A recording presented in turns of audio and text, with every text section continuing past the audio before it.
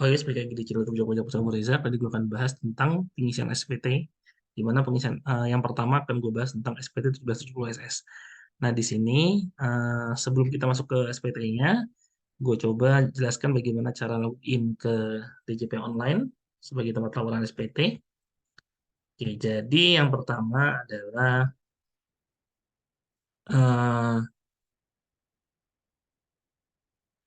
masukkan alamatnya djponline.pajak.go.id, ya, kemudian teman-teman masukkan ini ada nick NPWP, ya, bisa nick bisa NPWP, kemudian ada kata sandi dan masukkan kode keamanan, ya, kemudian klik login. Ke selanjutnya akan masuk ke halaman ini, ya, halaman depan. Nah, di sini ada NPWP teman-teman sebenarnya. Nanti teman-teman bisa kalau mau ngedownload bisa dikirim email aja, nanti masukkan email teman-teman sehingga teman-teman bisa eh, mendownload NPWP. Jadi sekarang teman-teman bisa bawa NPWP yang soft copy gitu. Kemudian teman-teman bisa klik lapor di sini. Setelah klik lapor, pilih e-filing, ya, pilih e-filing, kemudian nanti akan masuk ke halaman seperti ini. Ini ada daftar SPT yang sudah teman-teman laporkan sebenarnya. Nah, kemudian klik buat SPT. Nah, setelah klik buat SPT, baru kita masuk ke tahap berikutnya. Ya. Nah, tahap berikutnya adalah ini, kita masukkan, akan masuk ke halaman SPT-nya. Nah, nanti ada pertanyaan di sini.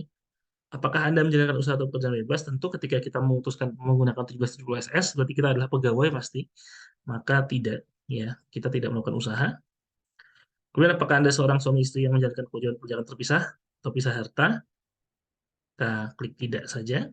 Nah, apakah penghasilan bruto yang Anda peroleh selama setahun kurang dari 60 juta? Tentu ketika SS, ketika kita memutuskan untuk menggunakan SS berarti iya, ya. Di sini ada bukti potongnya, guys.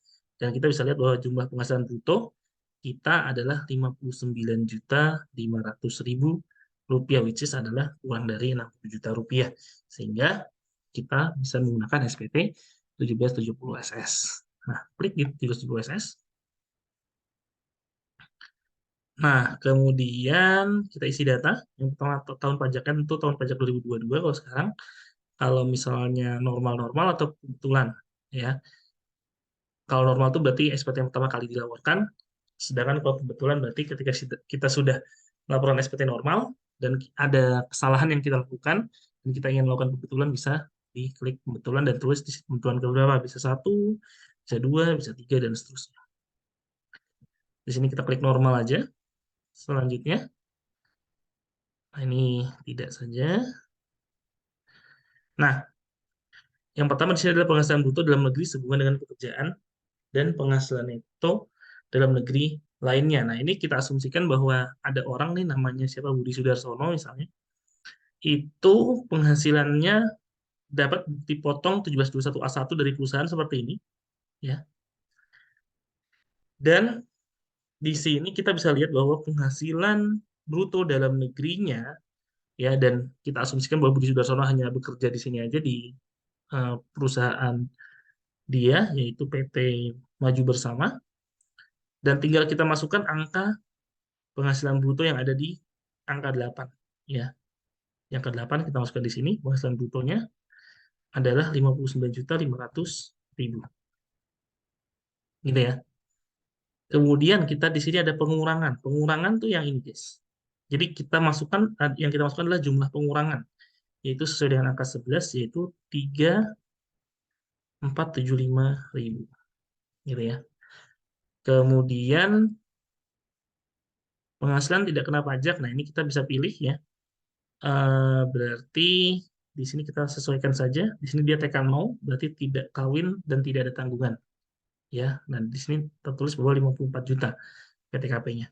Sehingga dia langsung menghitungkan bahwa penghasilan kena pajaknya adalah 2.025 dan PPh terutang adalah 101.250.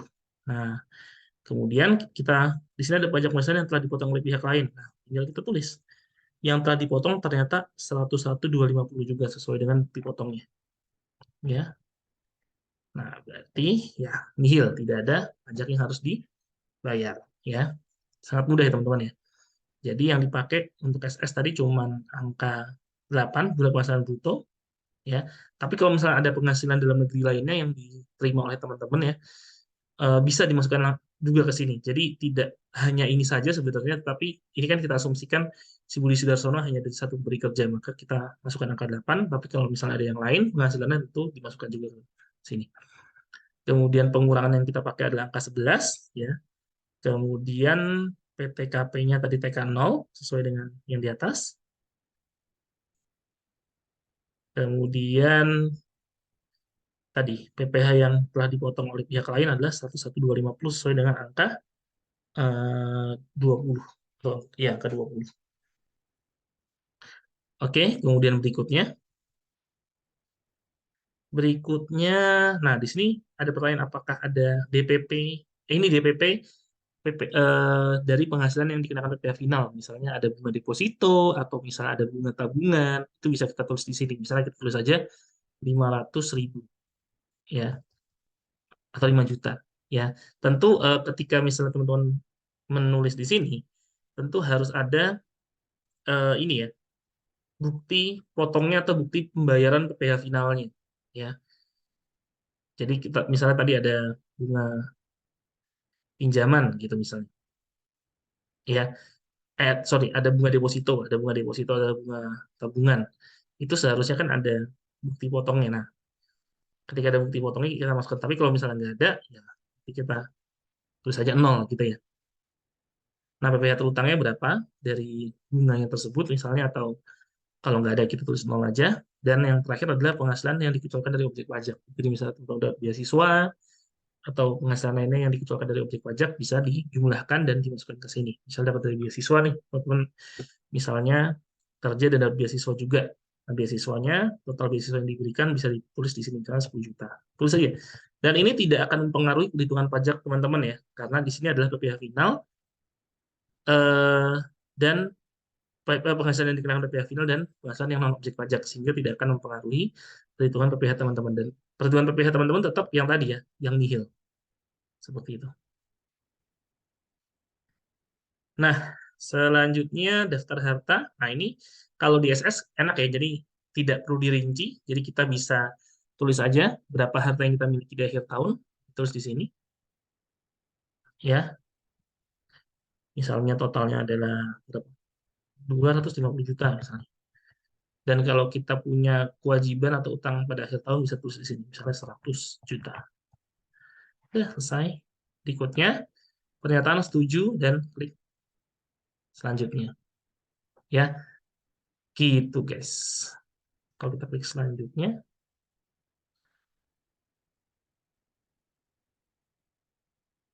nah ini ya, jadi kita kirim SPT, tapi ini kan bukan SPT gue ya. Ini hanya simulasi aja, jadi nggak akan gue kirim. Bisa ambil verifikasi, tek, kita nanti masukkan verifikasinya, baru kirim. Gitu guys. Oke, kira-kira itu. Eh, Kalau misalnya teman-teman harus bayar, nanti harus bayar dulu ya. Ini karena statusnya nihil, berarti kita tidak perlu bayar apa. Oke, kira-kira itu guys yang bisa gue sampaikan di video kali ini. Semoga bermanfaat. Jangan lupa like, subscribe, dan komen channel YouTube gue. Dan semoga bermanfaat. Bye.